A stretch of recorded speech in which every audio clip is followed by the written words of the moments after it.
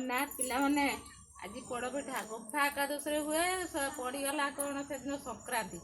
ଆଜି ପୋଡ଼ପିଠାଟା ଜନ୍ତୁଳି ହେବ। ଆଉ ଥରେ କରିଥିଲି ପିଲାମାନେ କହିଲେ ମାଉସୀ ଜନ୍ତୁଳିରେ କେମିତି କ'ଣ କରୁଛ କହିବ। ଇଏ ହେଲା ପାତି ନଡ଼ିଆ, ତେଜପତ୍ର, ତାପରେ କାଜୁ, ଇଏ ହେଲା ବାଦାମ, କାଜୁ ଖିସମିସ୍ ଚିନାବାଦାମ ଆଉ ନଡ଼ିଆ ପାତି ପଇଲା ଏସବୁ ସିଝିବ। ତାପରେ ଇଏ ଆମର ହେଉଛି ନଡ଼ିଆ ଛେନା, ନଡ଼ିଆ କୋରା, ତା ତଳେ ରହିଛି ଛେନା, ମୁଣ୍ଡା ମୁଣ୍ଡା ଛେନା ଯେଉଁ କହିଥିଲି ଛେନାଟା ଟିକେ ନାଲି ଅଂଶ ହେଇନି, ଧଳାଳିଆ ଅଛି, ହେଲେ ତା ଦେହରେ ମିଶିଯିବ ଆଉ। ଏ ସବୁ ପଡ଼ିଲା ତା ଦେହରେ।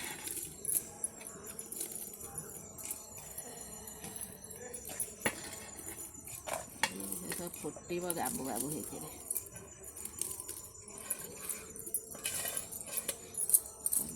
ଖାଇବାକୁ ଟେଷ୍ଟ କିନ୍ତୁ କରିବାକୁ ଭାରି କଷ୍ଟ। ଆଉ ଏକୁଟିଆ କରେ ମୋତେ ବହୁତ କଷ୍ଟ ହୁଏ। ଲୁସନ ତାର ଚୁନା ସବୁ ଜନ୍ତି ଦେଲା, ସେଠି ଚୁନା ଜନ୍ତି ଥୋଇଛି। ଆଉ ସ୍ୱାଦ ଅନୁସାରେ ଲୁଣ ପଡ଼ିଲା, ତେଜପତ୍ର ପଡ଼ିଲା, ଆଉ ଗୋଲମରିଚ ଡାଲଚିନି ଗୁଣ୍ଡ ପିଆଜ ପଛରେ ପଡ଼ିବ। ତାପରେ ଘିଅ ଟିକେ ପଛରେ ପଡ଼ିବ। ଜନ୍ତା ହେଲା ପରେ ଆଉ ଯେତେବେଳେ ତରା ହେବ ସେତେବେଳେ ଦେଖେଇବି। ଆଉ ତା ଗୁଡ଼ ପଇଲା, ଆଉ ଗୁଡ଼ ଚୁନା ସେତିକି 1.5 କିଲୋ ଗୁଡ଼ ଆଣିଛି। ଆଉ ଏ ସବୁ ଫୁଟିବ, ଫୁଟିଲା ପରେ ଚୁନା ପଡ଼ି ଜନ୍ତା ହେବ।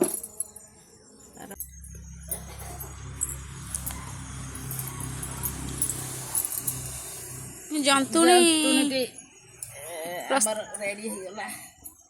ଦେଖିପାରୁଥିବେ ଜନ୍ତିବାଟା ଭାରି କଷ୍ଟ। ଚୁଲି ଲୁସନ ଆଜି ହୁଗୁଳିଗଲା। ଚୁଲି ହୁଗୁଳି ସେ କାଲି ପୁଣି ଠିକ୍ ହେବ। କାଲି ଠିକ୍ ହେବ। ପିଠା ତ ଖାଇବା ଆଉ ଚୁଲି ଯାହା ହେଉଛି ଆଉ ଯାହା ହେଉଛି ଆଉ ଚୁଲି କରା ହେଇପାରିବ। ଜନ୍ତୁଣି କେଉଁ ଭାବରେ ଜନ୍ତା ଆକୁ ଭାରି କଷ୍ଟକର। ସବୁ ଲୋକ ବି ପାରିବେନି ଆକୁ କରି। ଯାହା ହଉ ଆଉ ଥରେ ନଦିଲା ବେଳେ ଦେଖିବା। ଜନ୍ତୁଣିଟା ଦେଖିଦେଲେ ଆମ ନଦୀକି କେମିତି ଓହ୍ଲା। ବୋଉ ଏରେ ପାଉଁଶ କ'ଣ ପାଇଁ ଦିଆହେଲା? ପାଉଁଶ ଯେଉଁ ଦିଆହେଲା ତଳ ଲାଗିବନି। ତା ଦେହରେ ଟିକେ ପାଣି ଦିଆହେଲା। ପାଣି ଦିଆହେଲା, ଟିକେ ପାଉଁଶ ଦିଆହେଲା, ତଳ ଲାଗିବନି। ତା ଉପରେ ପଡ଼ିବ କଦଳୀ ପତ୍ର ଧୋଇ ଦେଇକି ରଖିଛି। କଦଳୀ ପତ୍ର ପଡ଼ିଲା।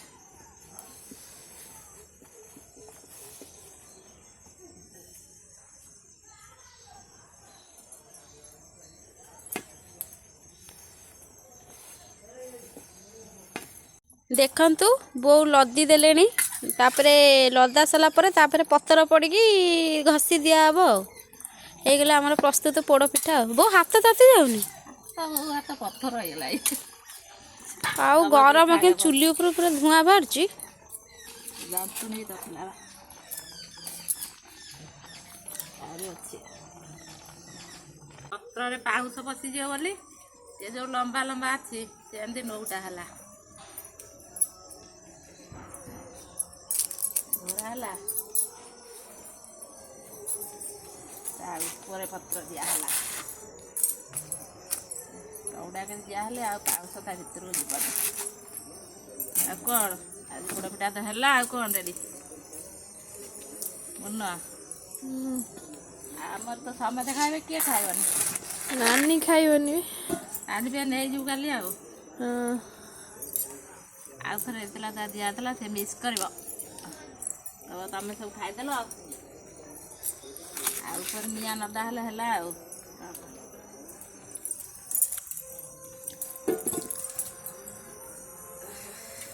ରଖିବେ ନା ନିଆଁ ନଦା ନିଆଁ ପତ୍ର ଆଉ ଥରେ ନଦା। ଦେଖନ୍ତୁ ବୋଉ ଘଷି ଦେଇଦେଲେଣି। ଘଷି ବି କେମିତି ଜଳୁଛି, ପୁରା ରଡ଼ ହେଇଗଲାଣି। ଆଉ ଚୁଲି ବି କେମିତି ଜଳୁଛି। ହେଇପାରିବନି, ଘଷିରେ ଭଲ ପଡ଼ିବ। ଆଉ କେଉଁଥିରେ କିଏ କେମିତି ପଡ଼ନ୍ତି ମୁଁ ତ ଜାଣିନି। ଛୋଟବେଳୁ ଆମେ କରିଛେ, ମା ମାନେ କରନ୍ତି ଦେଖିଛୁ, ଆମେ ବି ଏଇ ଘଷିରେ। ଆଉ ଘଷି ବିନା କେମିତି ହୁଏ ମୁଁ କହିପାରିବିନି। ଇଏ ପୁଣି କେତେ ସମୟ ବସିବ? ଇଏ ଆମେ ଶୋଇବା ଯାକେ ଏମିତି ବସିଥିବ। ତାତିଛି ତ ପଦାରେ କ'ଣ ଲାଇଟ୍ ଦେଇ ଟିକେ ଜଗିବୁ ଆସିକିରି। ଅଳ୍ପ ଅଳ୍ପ ଜଳିବ। କିଛି ସମୟ ଏ ନିଆଁଟା ଜଳି ସାରିଲେ ଆଉ ଥରେ ଦିଆହେବ ନିଆଁ, ଟିକେ ପୋଡ଼ି ହେବା ପାଇଁଟା ହେଇଯିବ। ଆଉ ରଡ଼ ହେଇଗଲେ ଆଉ ଚାଲ ପଦେ ଚାଲ। ଏ ବହୁତ ସମୟ ଗଲାଣି ଆଜି ଦିନ ତମାନ। ହଁ ବା କଷ୍ଟ ଭାରି। ଚାଲ।